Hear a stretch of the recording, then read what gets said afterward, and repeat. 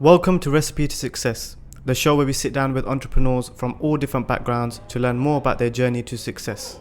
My name is Humza Zahoor, CEO and founder of Social Awaken. I hope you enjoy this episode. Welcome to another episode of Recipe to Success. Today I've got a different kind of episode, something that you guys are all going to benefit from. I'm really excited to see the journey and the story behind this. Dr. Ahmed, how are you? I'm good. How are you? I'm good. This is the first time we've had a doctor on, so I have to obviously be respectful and call you Dr. Ahmed. You can just call me Ahmed. But yeah, welcome to the practice and thank you for coming. Thank you so much. So how are you? How's everything been lockdown-wise and all that kind of stuff? Yeah, we've been okay. We're back from lockdown and it's really good to be back. But yeah, lockdown was a difficult time for us. It was a shock to the system to suddenly be told you have to close your clinic. I've never been off for a couple of months. In fact, more than 2 weeks, let alone a couple of months. So yeah, it was difficult. We took a financial hit, a big financial hit. In fact, private practices received no support. Literally Really? No support. Yeah. So unlike NHS practices, private practices got nothing. In fact, we still had to pay rates, so it was a difficult time. But I tried to not let this really get to us. So I used this time to reflect on our practice, how we operate, and try and improve on things. So we looked at our policies. We looked at our practice itself. So what you can see today has all been done during lockdown. So we renovated downstairs, which would have been impossible during working hours because we're so busy, patients coming in and out. So yeah, we saw this as an opportunity to try and build the practice. Education, webinars was really great to try and keep up with the latest trends. But the most important thing for me was the time with the family.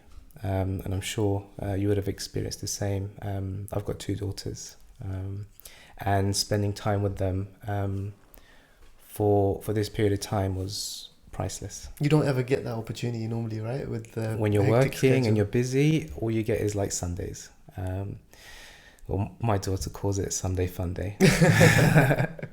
So it was great. I think what was interesting is like a lot of entrepreneurs and people that just have busy lifestyles, they really used lockdown as a time to just look within and obviously improve working on the business and things like that, because you don't normally get that opportunity. Normally you're just thinking about operations and this, that, and so yeah, obviously there was a lot of benefit from it. Absolutely. One of the things that I found really interesting was that you're not only a dentist and a doctor, but you're technically also an entrepreneur because this is your practice.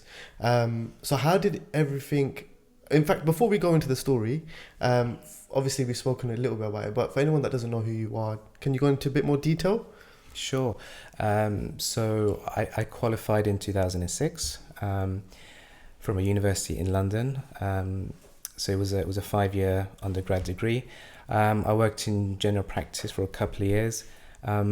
And then in 2010, I decided to go back to university. So I did another 5 years master's at UCL to specialize in the type of work that I enjoy the most. It wasn't easy. Took a big pay cut because I stopped working when I was studying. Going back to studying in the evenings. Dissertations, exams. So it was challenging, but I had the end goal that I wanted to be the best at what I could be and deliver the work that I enjoy the most. So after 5 years in 2015, I looked at other avenues where I could incorporate the type of dentistry that I do, which is cosmetic dentistry and restorative dentistry. So I went into Invisalign, straightening teeth, cosmetic straightening teeth. I then did a 1-year diploma in implants. And then I went into cosmetic bonding, the art of composite. So it's never ending, and it's a lifelong learning that has been for me.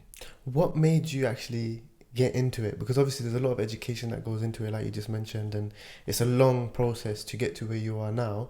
Was that something you always thought about, like getting into dentistry, or? How did it start? Well, it was, for me, it was between medicine and, dentistry. I was always into the health profession, and working and connecting with, people. And yeah, I was really into sort of the academic side of things, and that's why I just pursued it. And I'm continuing trying to be the best I could in dentistry. How do you think the industry's changed like recently? Because obviously we know that a lot of people, like, they really care about their teeth nowadays, in the Instagram generation and things like that. You've got amazing teeth by yourself, by the way. It helps that you've got that, because then you can say to your clients, look. But I personally think there's been a huge surgence in people wanting to get their teeth recently. Yeah. And we know a lot of people, they go abroad as well. Yeah. So why do you think that's changed so dramatically? I think the power of social media. A lot of influencers out there and posting pictures of their smiles and their teeth, and also the fact, in this country we are heavily regulated, and we try to do the least amount of work and try and get the maximum result. So before, people would go and do these veneers and crowns and drill their teeth, but nowadays you can get the same result, in fact even more natural looking teeth, without having to pick up the drill. So that is something that patients are really buying into, because no one wants to drill their teeth, and that's what we do. We like to do a lot of conservative dentistry here. Mm-hmm. So let's go back a little bit. So you obviously mentioned that you spend a lot of time studying. Yeah. How did you end up to where you are now, with your own practice, with A-list celebrities coming to you, and all that kind of stuff? So I only went on social media 2 years ago. Until then, I was just trying to be confident at what I like doing. So when I started to put my work out there, people started to recognize me. So I started seeing influencers. I started to see, I saw, as you know, Anthony Joshua. So that opened up other sort of avenues to the type of patients that were, coming in. So social media, moving into this practice was definitely a factor as well. So I was working as an associate for someone for about 12 years, and I got a lot of experience, working there. But I felt it was time to move and have the flexibility of doing the type of dentistry that I want to be doing. So me and my partner, who's also a dentist, we took over this practice 2 years ago, and that has allowed us to grow to the type of work that we do. Mm-hmm. And what makes you think that, like, what do you think there was something special that really helped you stand out? Because obviously there's a lot of dentists and things like that, but then a lot of people choose you guys. Yeah. So the before and after photos definitely helps. When we post it on social media, people can see it, and just being authentic. Not trying to be someone you're not.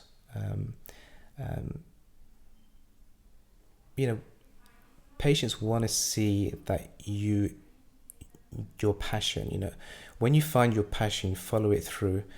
Patients can see it when they come in. They actually can feel that you actually enjoy what you're doing, and they want to see that you are as excited as they are when they are going through a smile makeover. So when people see that, they want to come and they want to experience that. Mm-hmm. Amazing. So you mentioned that there's a lot of regulation in the UK, and that's one of the things that obviously helps consumers, because it protects them. What are your thoughts on people going abroad? Because obviously that is something that happens a lot. People choose price over quality. Right. But obviously, recently you were in was it OK Magazine? OK Magazine, Yeah. with Katie Price, discussing Katie Price's teeth and how her teeth are destroyed.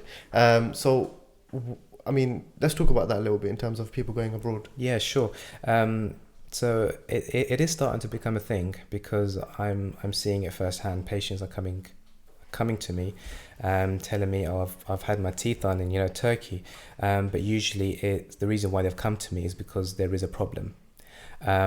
Now, what happened with Katie Price? I'm sure you've seen the footage of her natural teeth. It was horrible. Yeah.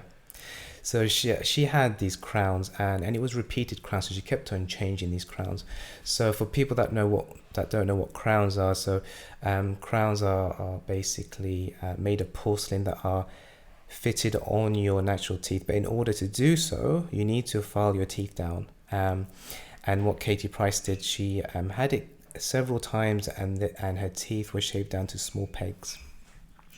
Now this is irreversible, and the problem of these crowns is that you may get pain, infection, and you will end up needing further treatment that you would have not needed to have done.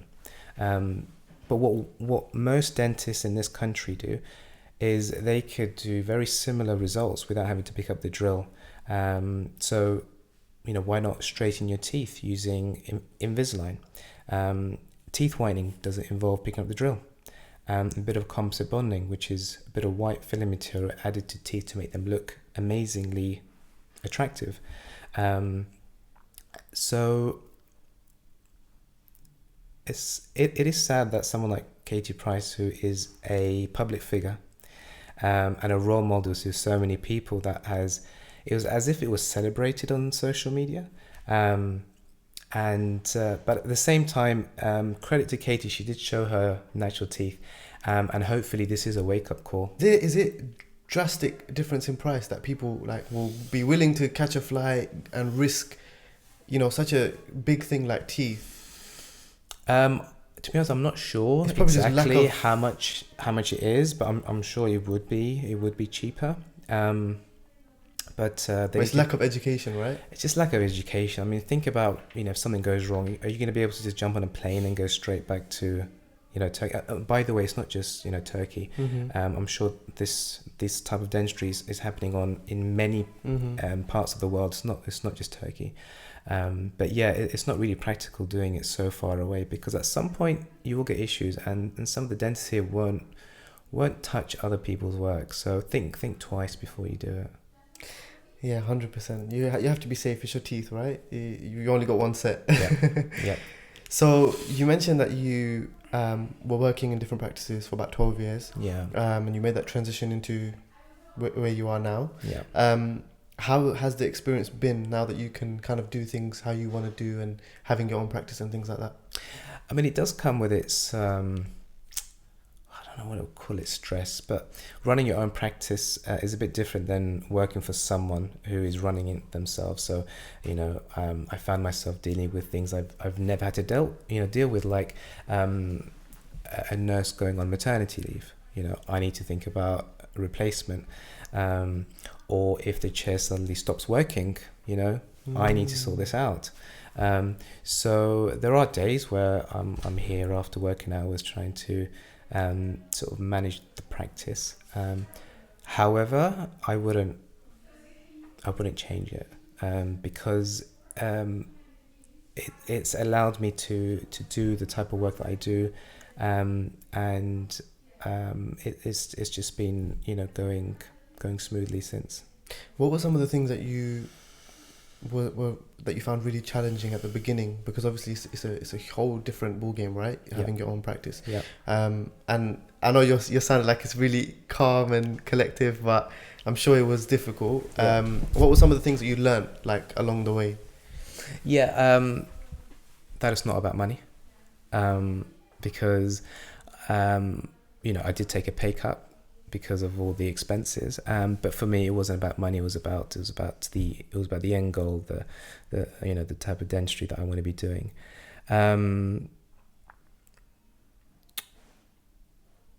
What else did I learn? Probably loads of things like over time, Yeah, right? yeah. I mean, It's hard to think like on the spot like what you learned, but I'm sure obviously through the experience. Communication. You know, to be able to communicate to your staff is so important, because you need to be, you know, you need to make sure that these staff enjoy coming to work, because again, patients can see if a nurse comes in and she wants to be there. So just communicating in a very calm way. So communication and just knowing how to manage a practice. Mm-hmm. There's probably a lot of people watching right now that may have thought about getting into dentistry. And obviously, like you said, there's a long process behind it in terms of the education side of things. Yeah. But what would you advise anyone that is thinking about getting involved, or, you know, maybe their parents are advising them that, okay, you should really get into medicine or dentistry. Yeah. Having lived it yourself, what would you advise? I mean, medicine or dentistry, both of them are fantastic career pathways. You know, you can be a doctor and you can become a GP, and you can choose your hours. So, you know, some people say they don't want to do the hours and on calls and overnight, which you don't usually get with you know dentistry. I would encourage someone who is thinking about doing any of these professions. It's rewarding being able to help someone else and improve their quality of life. It's really priceless when you see that. When the patient leaves the room and they've got this big smile on their face, you think, okay, well, you know, this is why I come into work. But how did you stay so disciplined, like during the education phase? Oh, that was tough. Yeah, so 5 years of studying, and then a couple of years later going back into another 5 years. Just enjoying what you do and just find your passion, follow it through, and you'll continue. You know, it will just you'll be able to get through it. Again, think of the end goal. Don't think about the money, and once you start seeing the type of work you do, you'll be like, okay, this is exactly why I'm doing it. But yeah, you will have to sacrifice things. So, you know, friends used to, you know, tell me, okay, let's go out in the evenings. I'll be at home studying. Holidays. I wasn't able to go on all the holidays that my friends were going. They used to go every year. So some sacrifices on the way, but it was all worth it. Mm-hmm. Yeah. And obviously a lot of people, like, they don't really see it through, because when they're dealing with it in the moment, they kind of give up. But you're able to say that because obviously you've seen it through. Yeah.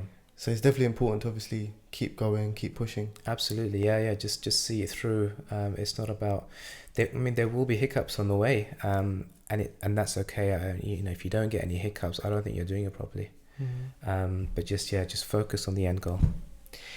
So one of the things that is quite interesting is that you and your partner both are in the trade, and that's quite rare, right? Like that you both share the same passion and same career, same practice. So how has that been for you? Well, it was. So when I qualified, so I did my 5 years. My partner had literally just started first year dental school. So I literally went through dentistry twice, because every time she had an exam, I would have to go through it with her. And but it was good. It was a good revision for me. So we had similar sort of passions. She's more into the facial aesthetic side. So Botox, fillers. Mm-hmm. I didn't have that much interest in that. So we sort of delegate the type of work that we do here, which is great. So some of the patients that are interested in facial aesthetics, I'll refer them to Dr. Zainab. So initially we work in two separate practices, and now we're coming to the same practice. It's fine. I mean, we don't work on the same days at the moment, but even if we do, it's absolutely fine. Mm-hmm. It's not challenging at all. Just as long as you don't have like big argument the night before, you probably don't want to see each other the next day. Yeah. No, I think obviously you probably separate yourself, right? In terms of like work is separate and this is separate. Like exactly. At the moment, we are literally working on separate days. I think that's healthy.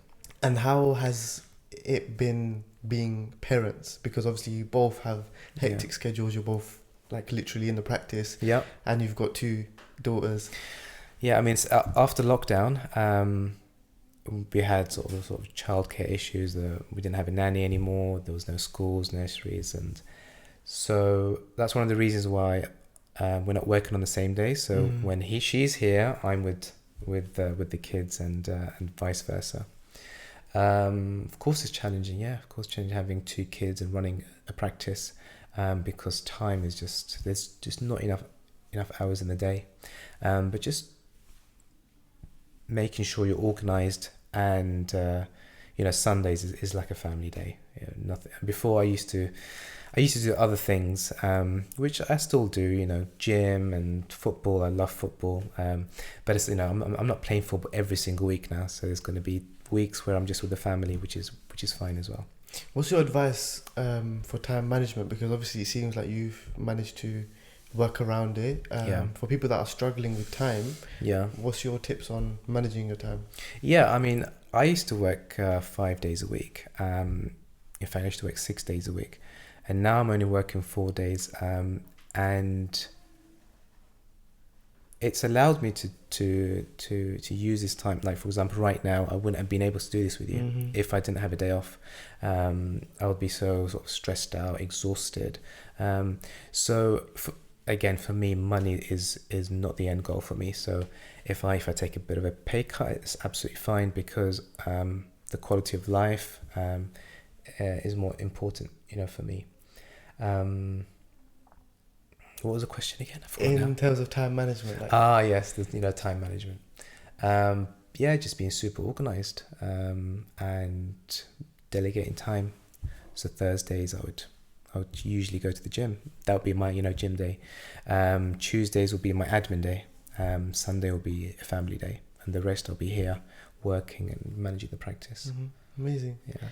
So let's go back a little bit again. We talked about some celebrities that you have been working with. I'm not sure how much you can obviously discuss it, but do you ever get like starstruck yourself? Like, wow, this is the heavyweight boxing champion, or this is an influencer that I've seen, or does it ever strike you? Or I got to be honest. I mean, Anthony Joshua, when he came over, I was nervous, but he was such an down to earth guy that he made me feel really comfortable. He was laughing, he was joking, so that usually helps.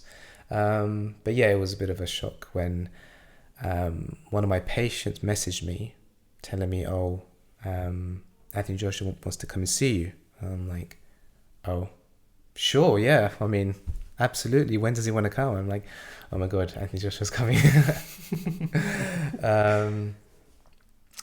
But yeah, I mean, they're all sort of individuals like me and you.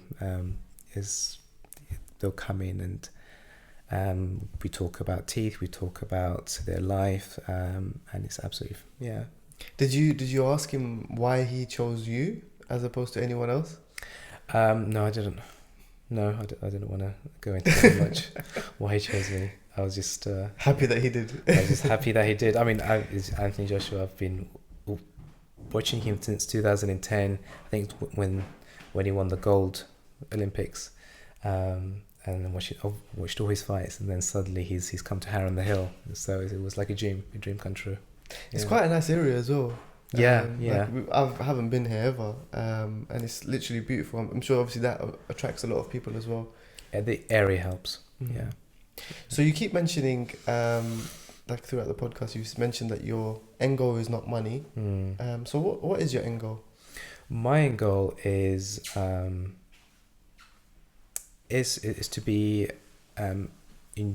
enjoying what I'm doing,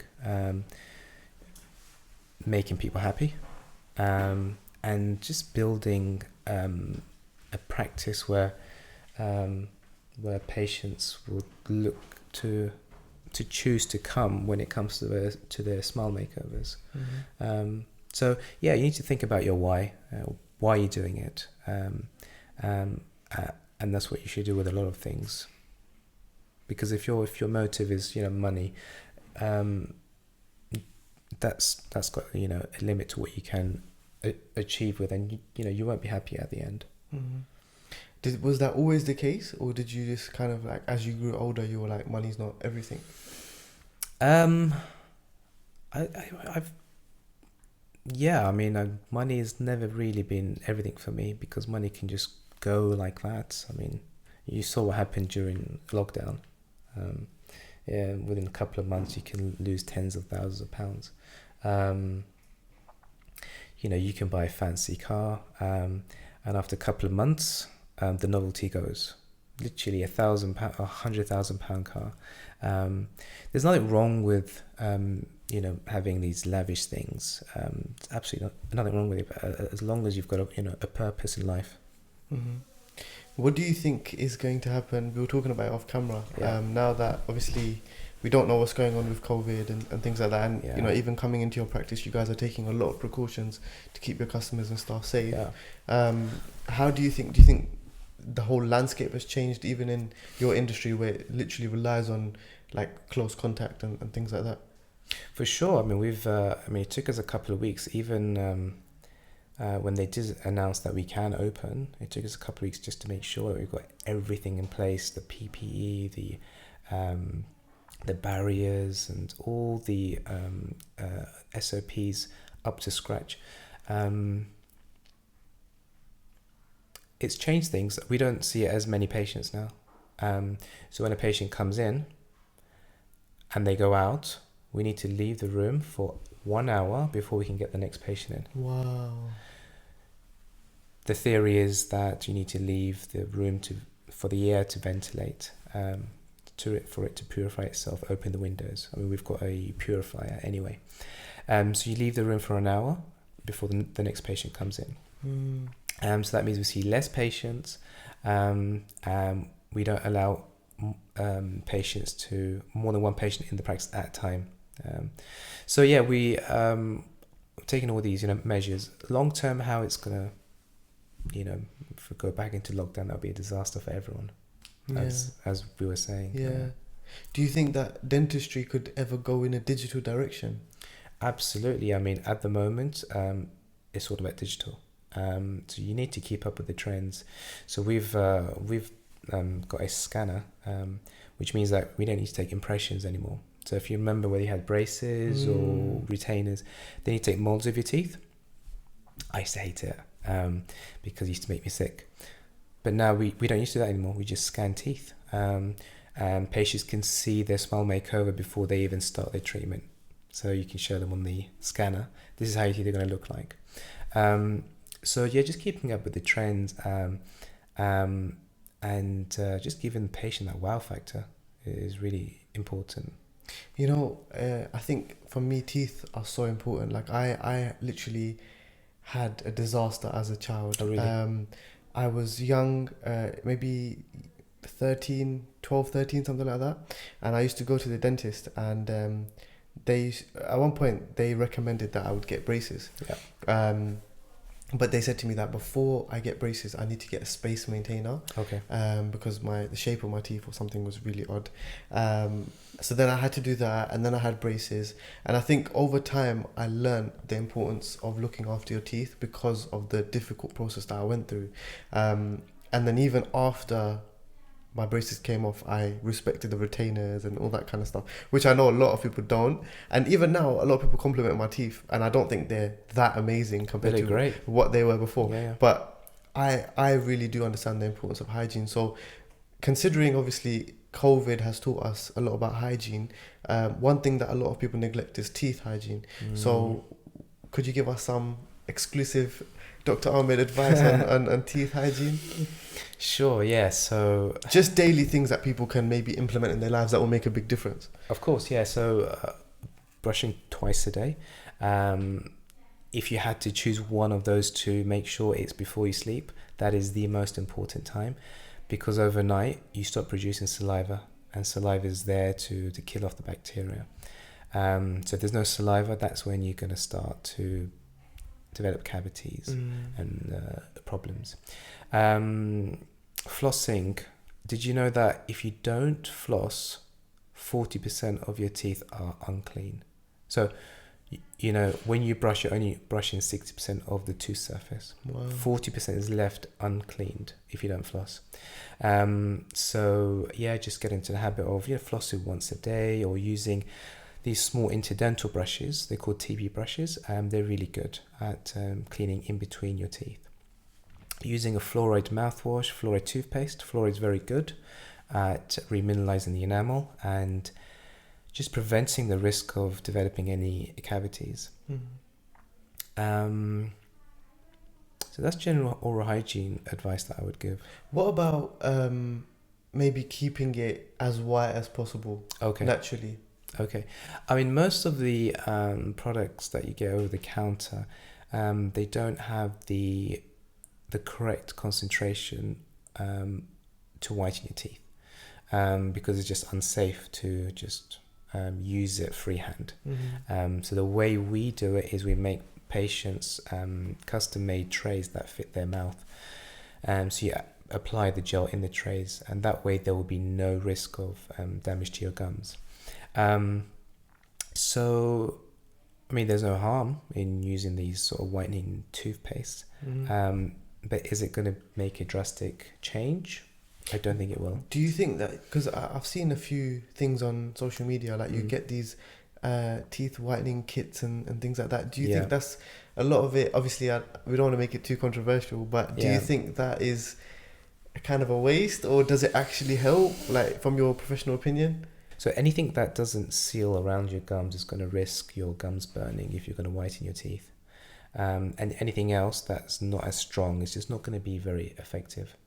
And so that's why in this country, only dental professionals can prescribe teeth whitening. Wow, so technically it's not even legal? It's potentially? Yeah. Wow. It's illegal.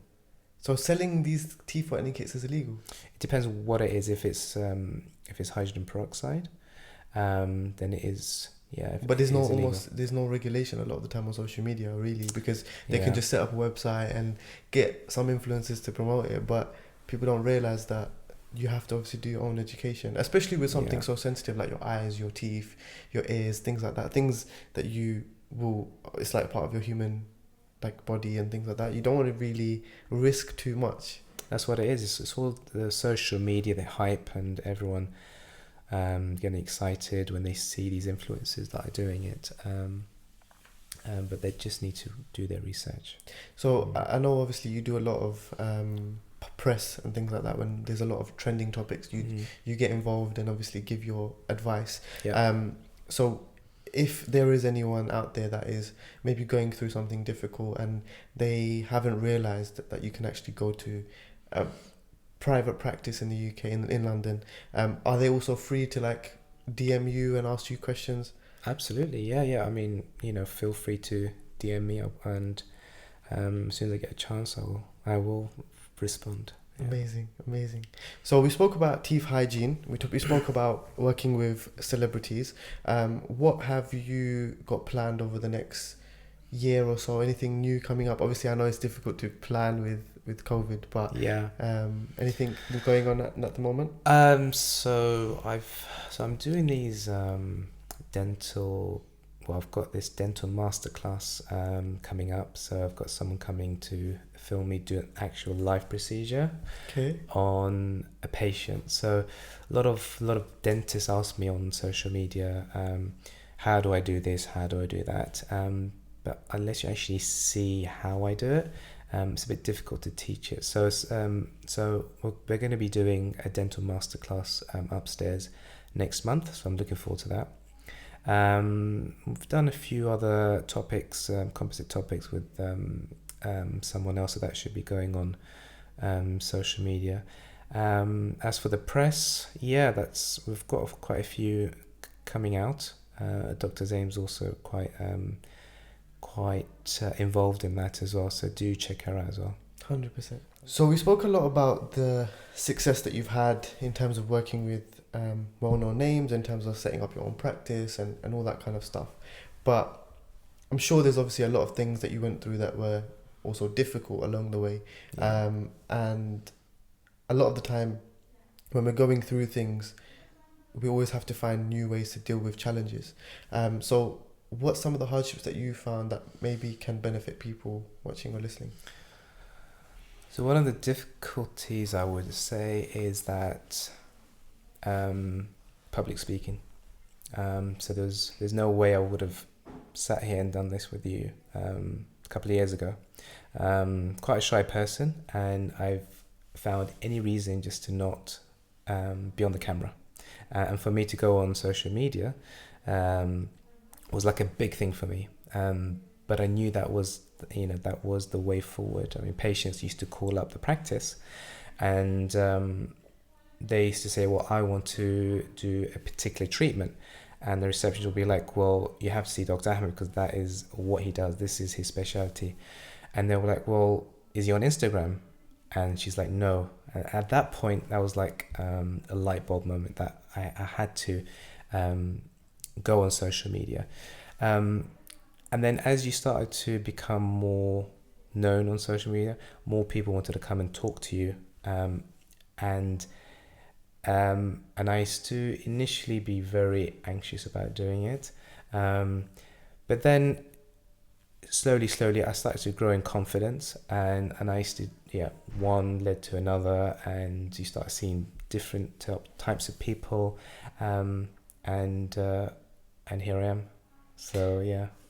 Was that always a problem? Like, were you always shy, or was it just in the industry it was difficult? I'll tell you, one of the reasons why I was shy is that when I grew up, and you may have noticed it as I'm talking, I actually got a stutter.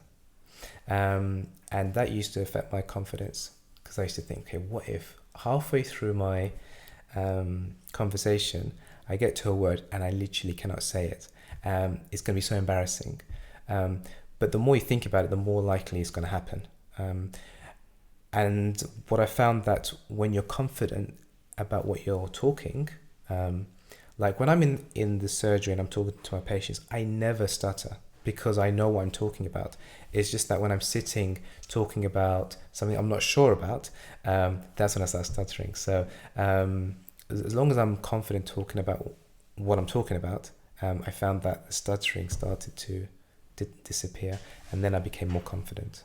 So what do you advise to people that are going through a similar thing? Maybe not necessarily a stutter, but maybe there's something in their life that they struggle with in terms of insecurity.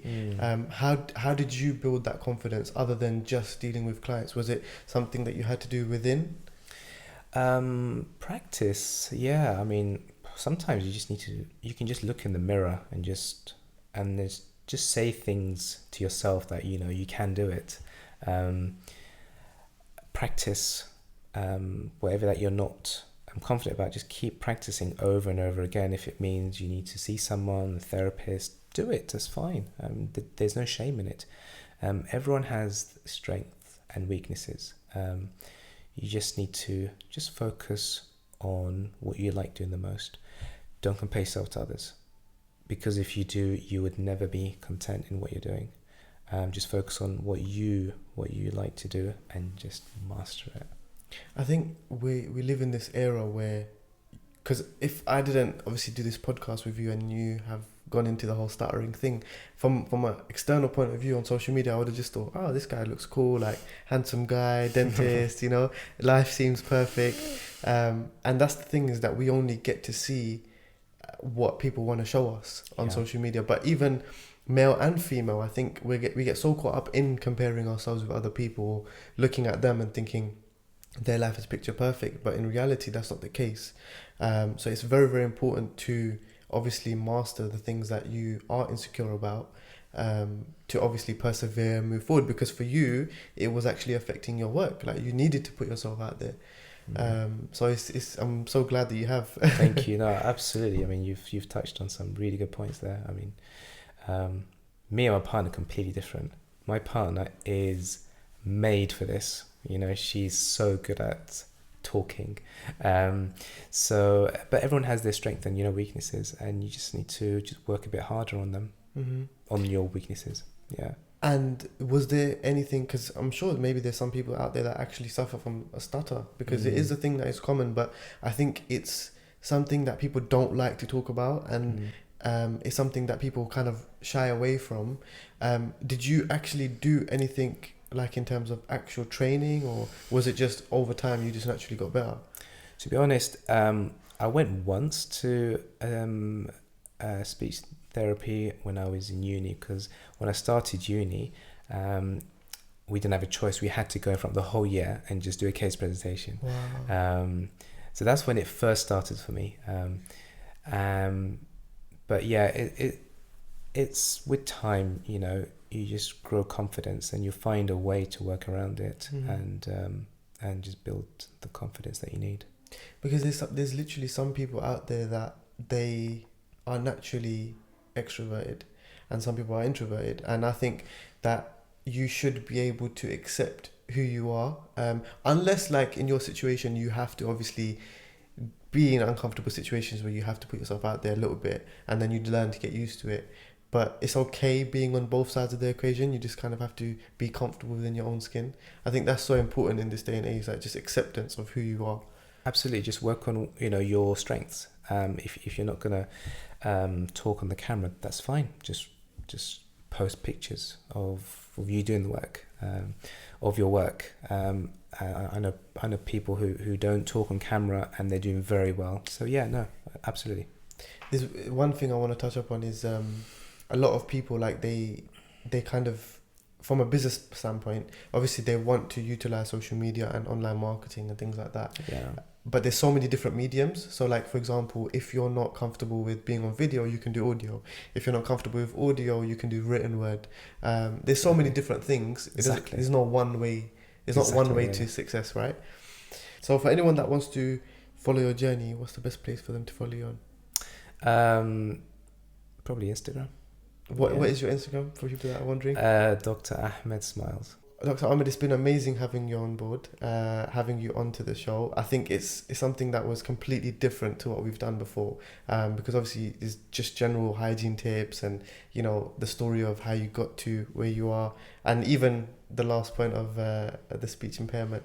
For anyone that is watching that is really kind of in that process of studying about dentistry and they're struggling to see the light at the end of the tunnel, what are some words of wisdom that you can give them? So think of the end goal, because after 5 years of dentistry, you know, that's it. You're going to be a dentist. You're going to be doing the thing, you know, the type of work that you enjoy doing the most. Just think of it as a temporary struggle, with the end goal that you'll be doing what you like to do. Amazing. Yeah. Thank you so much for coming on. Everyone, make sure you do subscribe and go follow Dr. Ahmed. It's been an amazing story hearing everything. We'll link his Instagram in the bio as well. Be sure to subscribe on all platforms, like, comment. We're now over 1K subscribers and flying. But with your support, obviously, we can continue to grow. Thank you all for watching, and we'll see you soon.